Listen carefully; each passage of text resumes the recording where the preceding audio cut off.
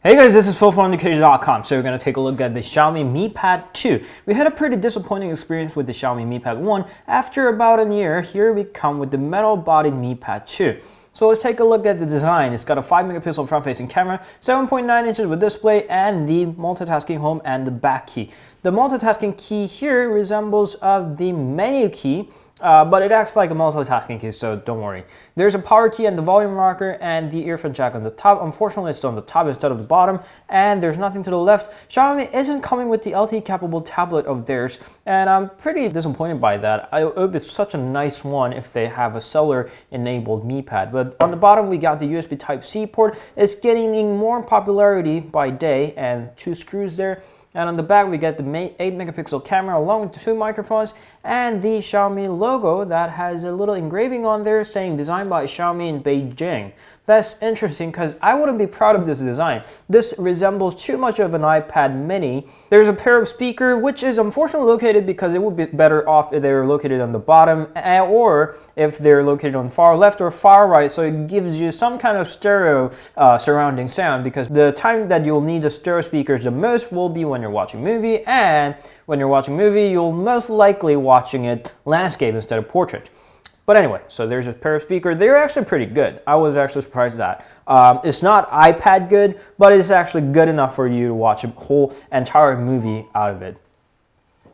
So there you go. It's a Mi Pad 2. It's very thin and light. And let's start with the MIUI 7, the software. So this is how the MIUI launcher looks like. I'm pretty sure that by now you'll be all familiar with this. You can swipe left to get to the widget screen, or you can swipe right to the apps, which does not come with the app drawer. So if you're more familiar with the stock Android way of having an app drawer button there, you'll have to get used to it or install another launcher, of course. And the settings menu is where I got surprised the most. First of all, it's running Android 5.1 Lollipop and MIUI 7.1. Through some firmware updates, it's got significantly faster because the initial software was basically a trash. But now it's actually a lot faster than it has ever been. And one of the things that I wasn't really happy about the Redmi Note 3 was how messy its menu maps were. Now this guy has a lot cleaner menu than the Xiaomi Redmi Note 3. The Redmi Note 3 had about 5 different power management settings. Now this is trimmed down to 2. And one is labeled very right. It says system animation instead of the system performance anymore. And battery usage has 2 options. One is app individual settings, and 2, app killing preferences, off, standard, or advanced, depending on how harsh you want to be killing apps that is taking out your RAM. So it's a lot less complicated, and it's a lot more, say, conveniently arranged, the menus. And the display is another thing that I like. First, to start with, is a 4:3 ratio. Instead of 16:9 or 16:10, 16:10 isn't that bad, but most of the things that I do with my tablet is to search or browse around the web, and that 4:3 ratio fits that perfectly. And they managed to put the reading mode where, the screen gets a little yellowish tint so your eyes don't hurt.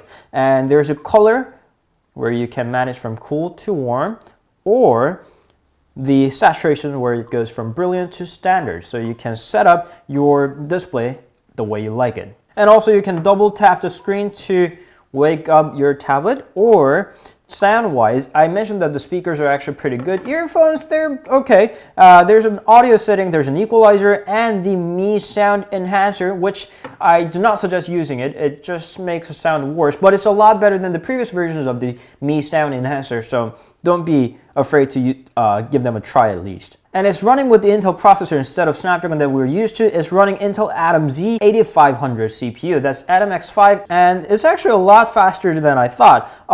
I wasn't worried about the Intel processors at all. The one thing that I was worried about is heat, but I didn't feel any kind of heat whatsoever using this device. But launching apps is just fast, and pretty much everything that you do will come without any lag, so don't worry about the CPU performances if you have ever done that. And talking about the software, I did like how they put the little mode switching over here from pad phone to desktop, changing the user agent so you get the most fitting layout of the web page that you're reading. I actually like that a lot. Running all this is a relatively large battery, which does not really come with the much efficiency. So we can check out on the battery over here. Without any power savings turned on, it gave us about 5 hours of screen on time on the full Wi-Fi network and the medium screen brightness, and just web surfing and just medium, just normal usage. And we didn't exactly like that result because 5 hours itself isn't that bad of a number, but considering the size of the battery, the capacity of the battery, this is not exactly the most efficient one out there. Why do I care about the efficiency when it gives you 5 hours of screen on time anyways? With an efficiency bad like this, you'll have to put more battery. Putting more battery means more cost. That one we don't have to care about, but it makes it heavier and thicker if you have to put more battery. So that's one thing. And second thing is that you'll have to charge longer, especially when it has a big capacity battery like this tablet. You'll have to charge longer time and use it for a shorter time. That's why efficiency matters. And this guy doesn't have a good efficiency. But still, it gives us 5 hours anyway, so I wouldn't be too harsh on it for now. The camera is actually pretty good. It's actually one of the good cameras out there for a tablet at least. Both back and the front-facing cameras are actually pretty good, and they'll do enough for your Instagram anyway. One thing, and pretty much one place that it lags, is the camera where you switch between the rear camera and the front-facing camera. You gotta give it a lot of time. And there it switches. I don't know why, because it's just such a simple process, but it takes tap 1, 2, 3, 4. Almost 4 seconds. I'm pretty sure that was more like 3, but it takes almost 3 seconds to switch between the cameras. So that's one thing they need to fix on. So is this a good tablet? I would say yes. This was a pretty satisfying tablet.